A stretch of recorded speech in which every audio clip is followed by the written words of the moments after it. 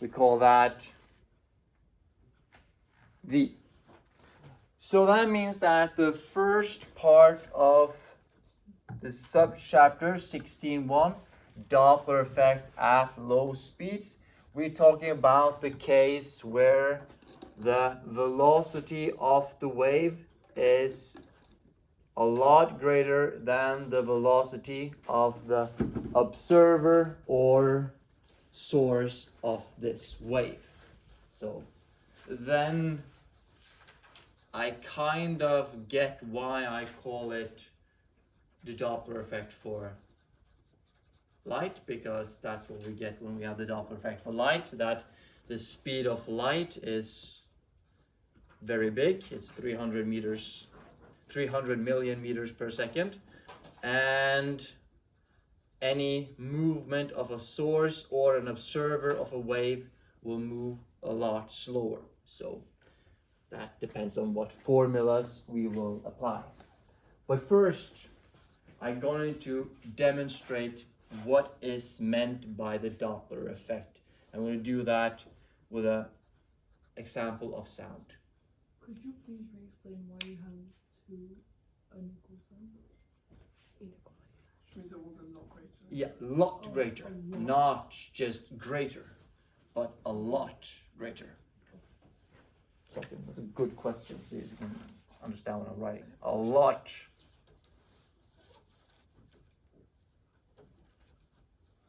Greater. All right, so what we're gonna see now, we're gonna see a fire truck moving past a observer. So the observer is filming it, not really 4K quality, but still filming it. And the fire truck is approaching us, then it's passing us and then moving away from us. And this fire truck, while driving, he has the siren on, and we focus on the change in the sound of the siren. So this is actually, it's 18 years old. I think physics teachers still use this clip. It's a very good clip showing the Doppler effect. So, all right, I think we can try. Oh, we need it a little. Needed to be heard, but not that well. All right.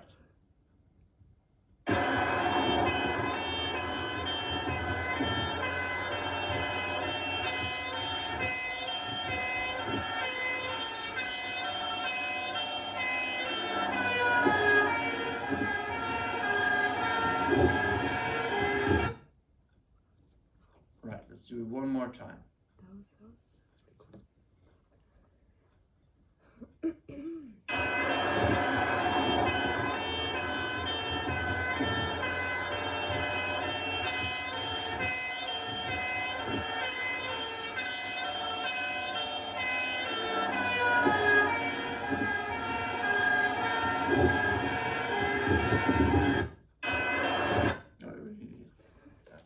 So this audio really kind of describes what is meant by the Doppler effect. So we start by just drawing a fire truck.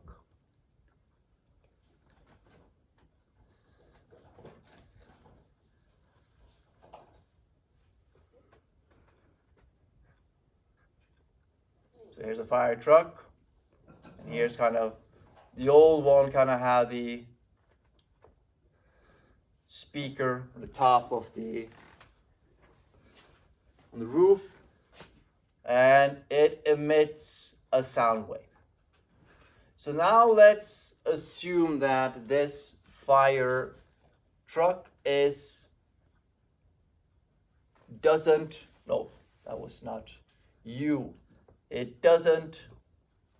move. So the fire truck is stationary. And the sound wave it emits has a frequency of, we call it F0.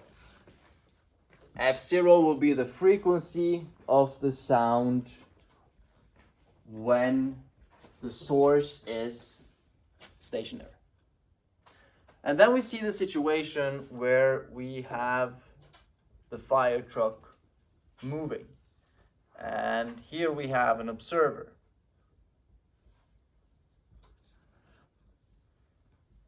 That listens to this fire truck and the siren of the fire truck. So first instant, this fire truck is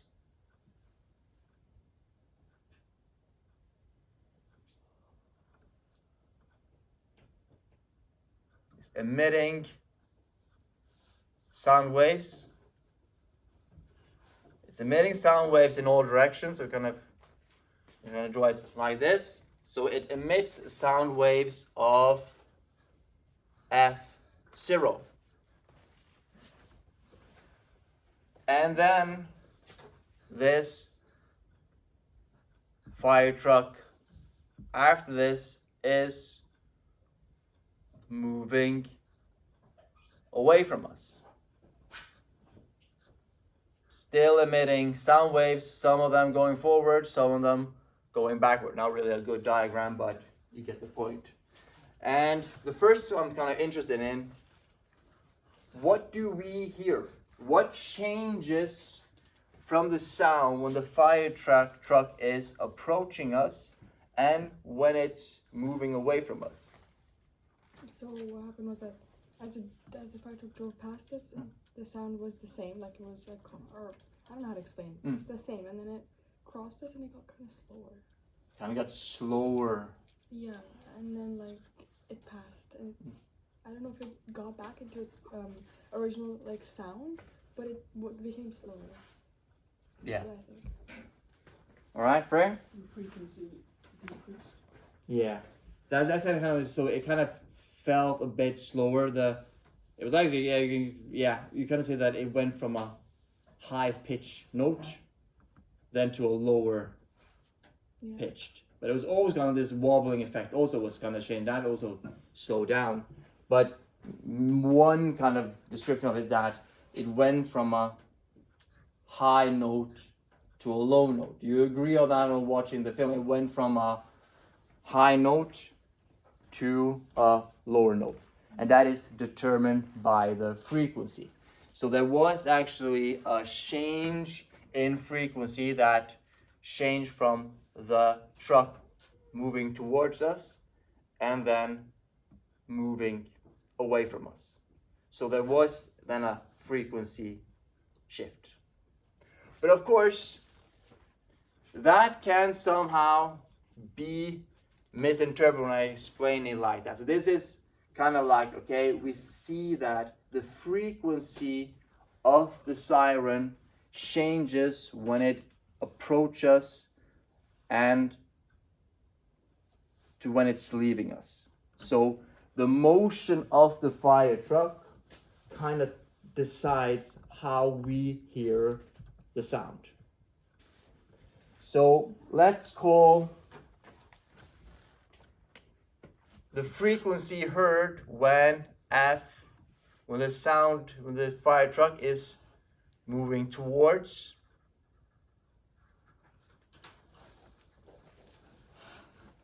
us, and the frequency we hear when it's moving away from us. And let's say we want to compare it to the frequency that is actually emitting. Because that's a big thing. The only thing we have seen now is that, well, we know there's a frequency shift when the truck is moving towards us and then moving away from us. But how do you think the frequency when the truck is moving towards us will be in respect to the frequency it has when it's at rest? when we stand here hearing the siren of a fire truck that is stationary, how will we hear the frequency when it's moving towards us? Do you think there will be a difference? I don't think so. Don't you, Ned? Frey? In the case where it's moving towards us, the waves will be compressed. Okay. Yeah? So the frequency will increase. Yeah, we don't see that from this example because we can't hear here. We cannot hear the siren when it's at rest. Here the fire truck is always moving, so we can't really compare it to when the fire truck is at rest. But actually, when the fire truck is moving towards us,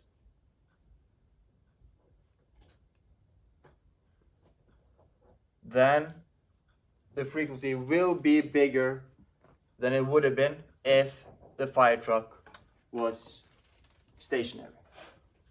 So there will be a shift in frequency comparing at rest and moving towards us. How do you think it will be when the fire truck is moving away from us compared to the fire truck being at rest?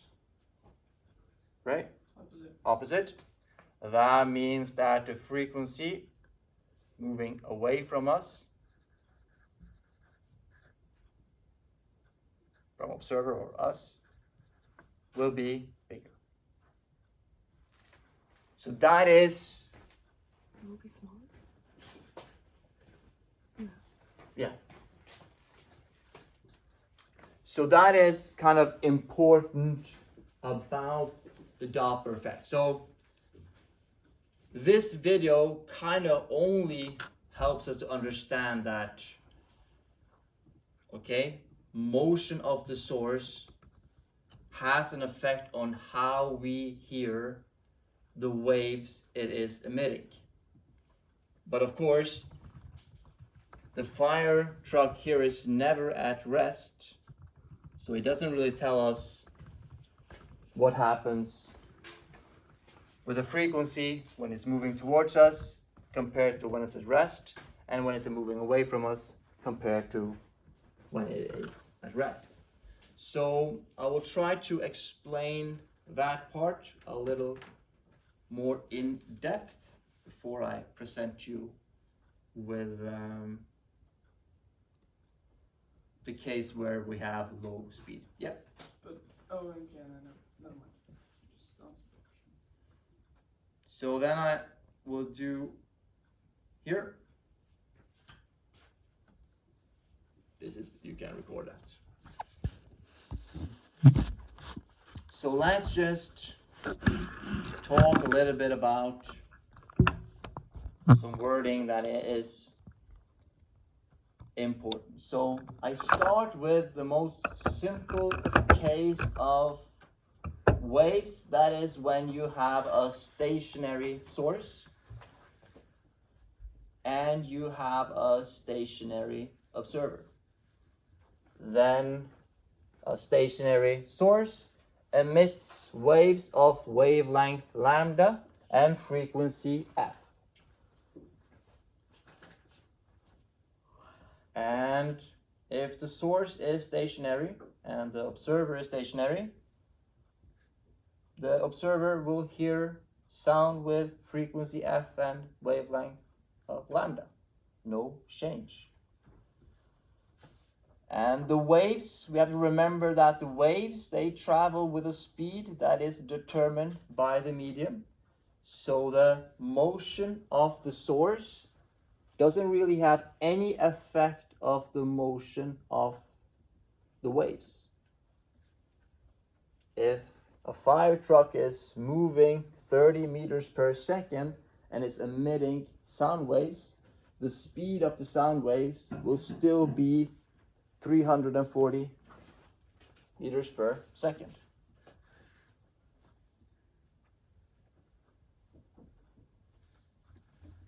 And For tomorrow's HL students, I kind of like to talk a little bit about the period. But the period is the time interval between the source emitting 2 consecutive wave fronts, or time it will take one wave front to travel one wavelength. Yeah. Wait, so you're saying that if the object or like the fire truck is stationary and it's emitting the sound versus if it's coming towards us and emitting the sound, it's going to be, the waves are going to have a higher frequency. Yeah. Okay.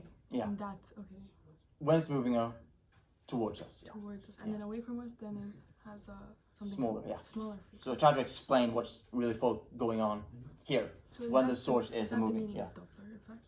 Hmm? Should we write that down? Is that the meaning? That box there. Yeah, go away with that. We can Okay. go back. Yeah. So another way to write a formula for the wavelength is that we take the wave speed and multiply it with the period. All right. But this is not that interesting because I think we knew this. Or I've got that the frequency is the number of wave fronts emitted per second. So the siren, the speaker emits wave front each second. How many it emits is the frequency of the sound. So we're going to look at the case where the source is now moving and the observer is at rest, meaning he's stationary. So I'm going to draw a diagram. It's not the easiest diagram to draw, but we start out being the speaker, the source here, is emitting a wavefront. It compresses the air, and the compression is then moving towards the right. So this, you can think of this as a compression of air. And this wavefront is then traveling towards the observer, but at the same time the observer moves in the same direction. So at the next instance, here's the original wavelength, but when the next wavefront is emitted, you see that because the source is moving in the same direction as the wave, that there will be a shift or a change in the wavelength of the wave. So there's going to be a new wavelength here, and that's going to be determined by the speed of the wave minus the speed of the source.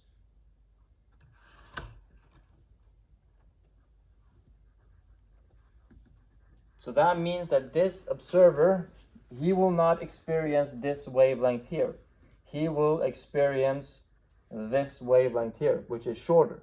And if you have shorter wavelength, what does that tell us about the frequency? Yeah, or greater, yeah, higher frequency.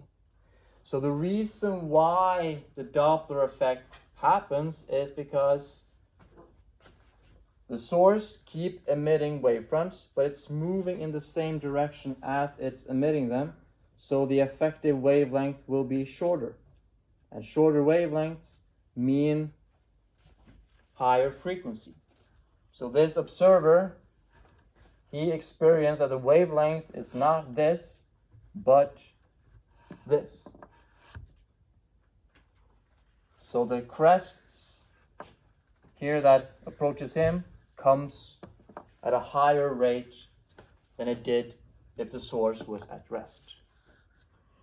You don't have to focus on the math, just higher level. Next tomorrow have to focus on the math, but the standard level doesn't really have to focus on the math here. Just accept the fact that when the source is moving towards the observer will hear a higher frequency and a shorter wavelength. And of course, the opposite happens when the source is moving away from the observer. Then the wavelengths will be longer and the frequency will be lower. So we get the Doppler effect when the source is moving either towards the observer or away from the observer. We experience the Doppler effect. So the math of this tomorrow is going to be for tomorrow for the higher level.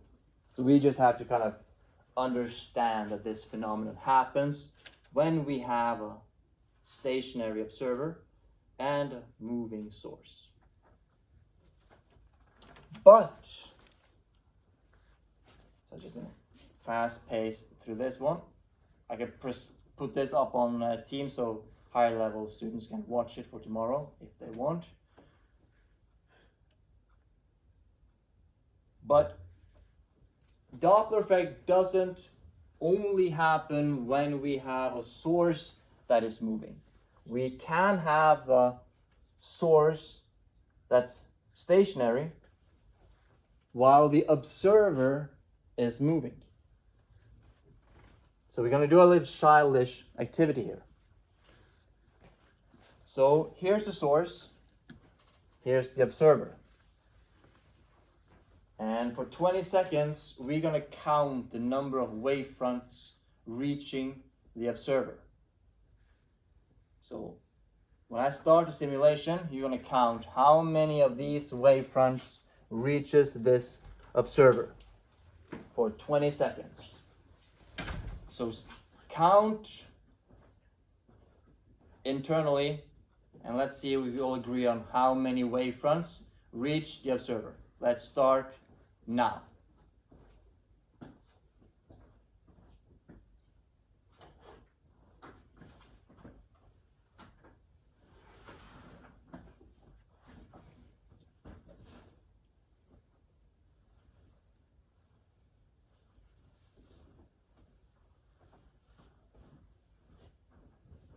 All right, how many wavefront reached the observer? With that one or With that one. with Yeah, 12? 12. So that means that we can calculate the frequency observed by the observer. 12 wavefronts in 20 seconds. That would be a frequency of 0.60 hertz.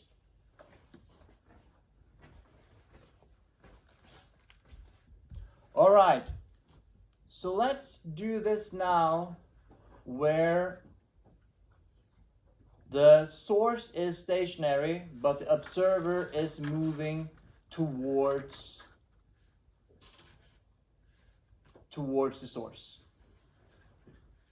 So we're going to do the same thing. Count the number of wave fronts reaches the observer when the observer is moving towards the source. So let's start counting.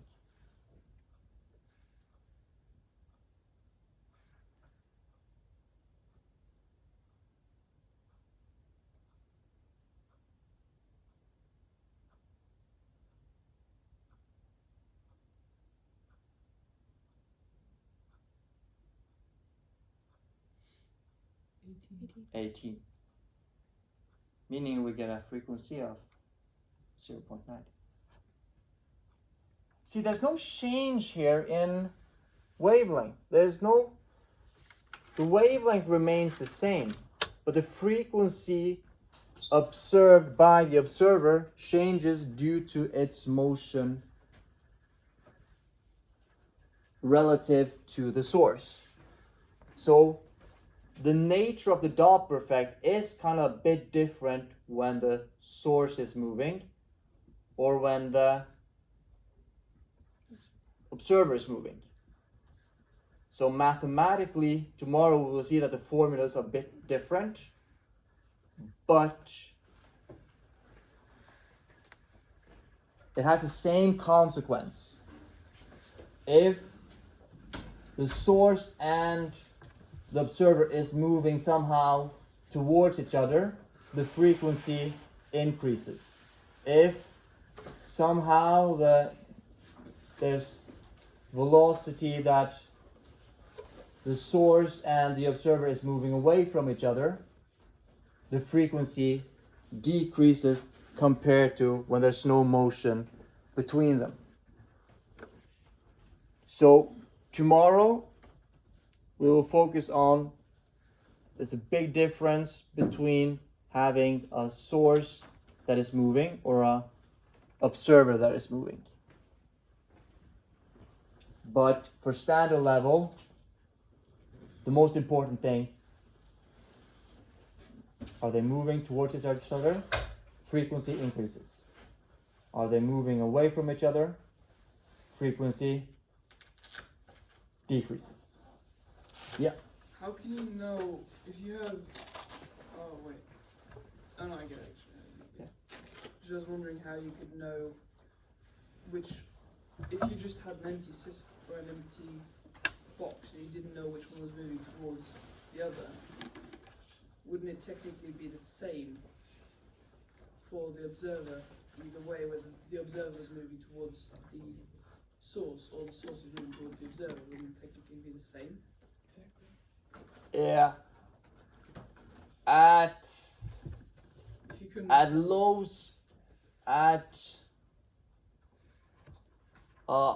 Let's see, that's a little technically.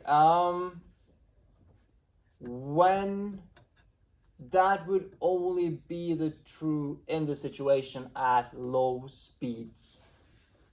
Yeah. Okay. Yeah.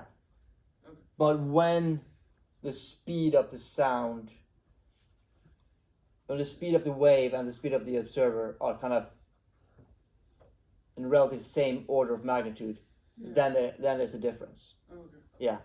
And so that is the point here, that for this lesson, it doesn't really matter.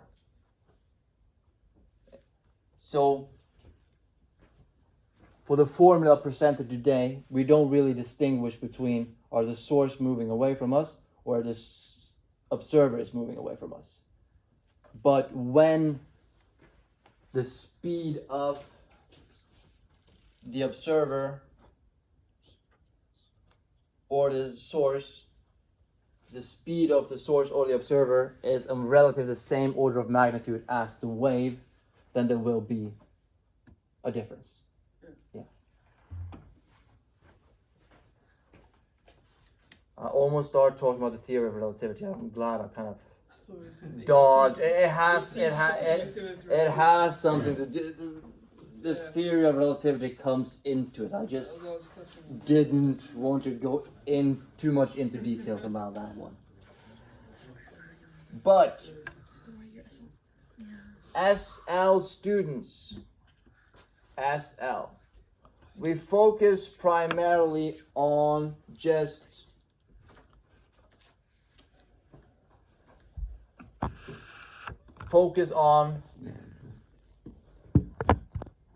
source and observer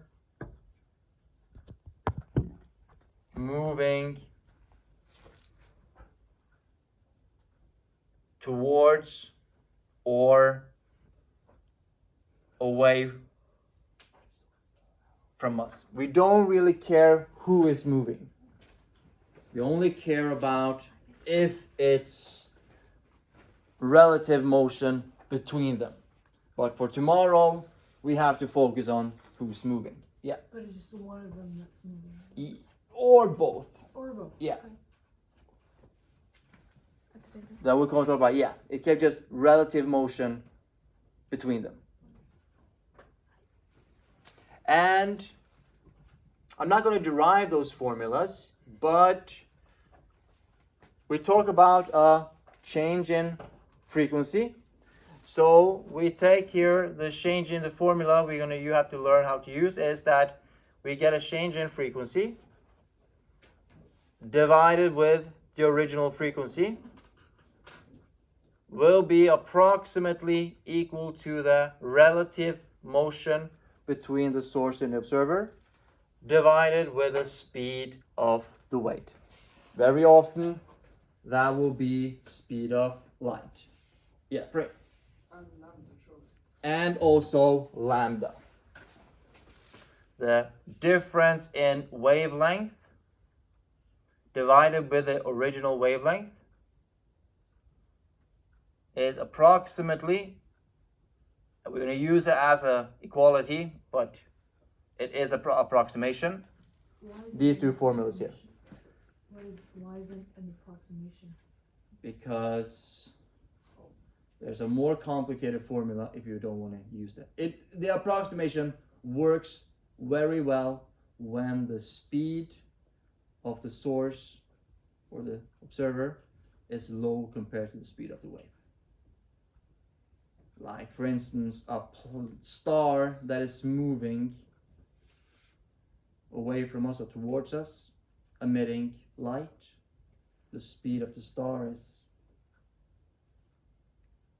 often the case is very low compared to the speed of light. Yeah. So that is the formula we have to know for the SL part. Yeah. Would the answer be the same if you're in a different medium, since both values are kind of being changed at the same time? I don't think it's affected by medium. Yeah. Well. Then the source and the observer should be in the same medium, so the speed of the wave would be the same in that medium. But if we talk about light, we talk about most often we talk about vacuum. But of course, if you somehow manage to do a Doppler experiment in water with light, I would assume that you would use the speed of light in that medium. All right. So what's important to understand is that when there's motion between the source and the observer, that will affect how the frequency is observed by the observer. If they're moving away from each other, the frequency will decrease. If they're moving towards each other, the frequency will increase. And opposite for the wavelength due to they being inversely proportional. So let's do a simple, not a simple example, but let's do an example.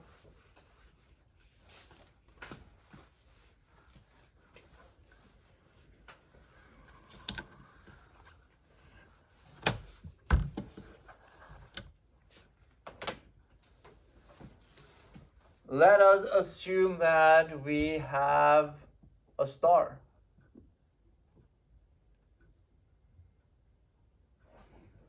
I get that star doesn't look like that in space, but for simplicity, we call this stars. And what do stars do?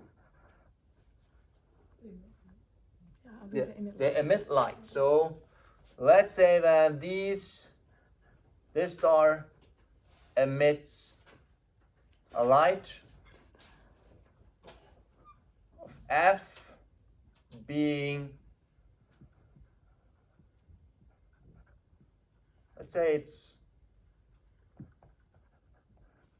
oh man, sure I can calculate. Give me a calculator. Anyone, I can borrow your calculator.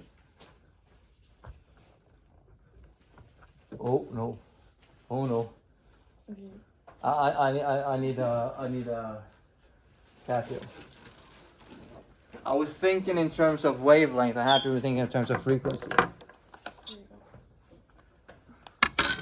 you go.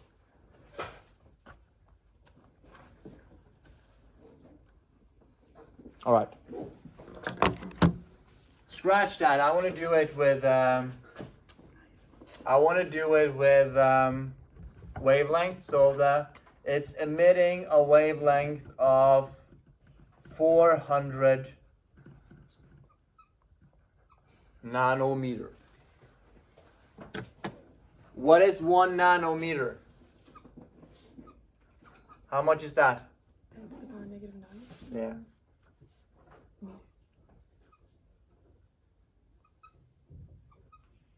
Imagine taking 1 meter, cutting it into 1 billion equal lengths. Each length will be 1 nanometer. And then we have us on Earth, sitting on top so we don't fall down. That's not how gravity works. Good to have that on tape. Now we're safe. So we have a telescope measuring that frequency, and let's say that this star is moving away from us.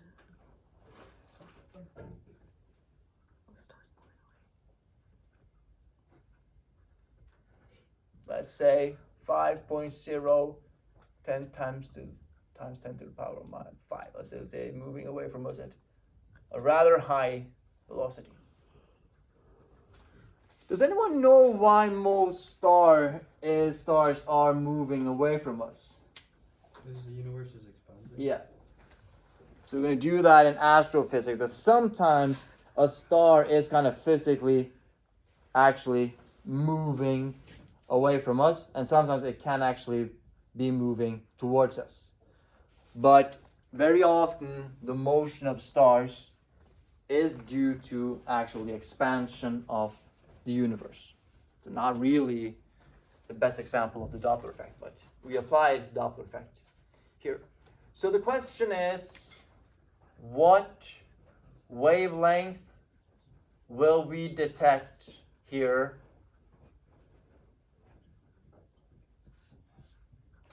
the observed wavelength is what we want to find.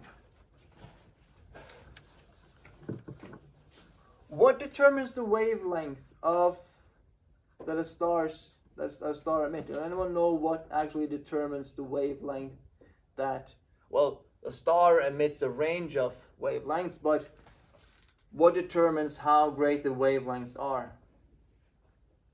Is it by the infrared radiation? Yeah, but what property of the star kind of tells us what frequencies the star emits? The mass indirectly determines it. The elements that are like you can determine if it has you can determine the elements by You looking can look at the light, right? absorption spectrum. That's important to read it off, but that's not what determines the frequency distribution. The age. Is it the redshift effect? How much redshift? But what determines what color is seen from a star? The age of the star, right? Lamia? Is it the temperature? The temperature, the surface temperature of the star determines what frequency of the emitted light. So we're going to be a range of frequencies, but it's determined by the temperature of the star. All right, so we're going to find how we observe this receding star. So basically, we just apply this formula. We use this formula here. The change in the wavelength divided by the original wavelength, that's the emitted light, is going to be the velocity of the star divided by the speed of light. So we can find the change in wavelength will be the original wavelength multiplied by this fraction here. So that's 400 nanometer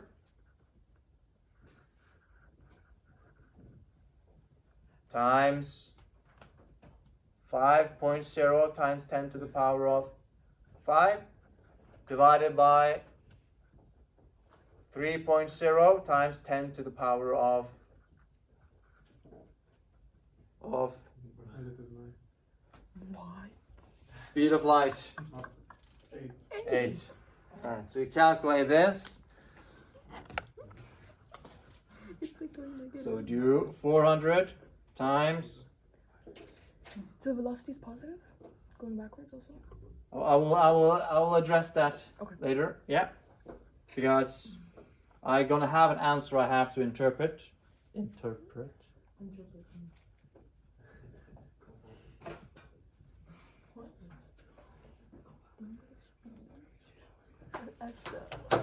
All right. So then I get a difference in wavelength. It's not going to be a lot, but it's going to be about 0.7 nanometer. That is the difference in the wavelength. Could you subtract that? Yeah, but the question is, will we experience a longer wavelength or a shorter wavelength if it's moving away from us compared to if it was? So it's either 399.3 or it's 400.7. I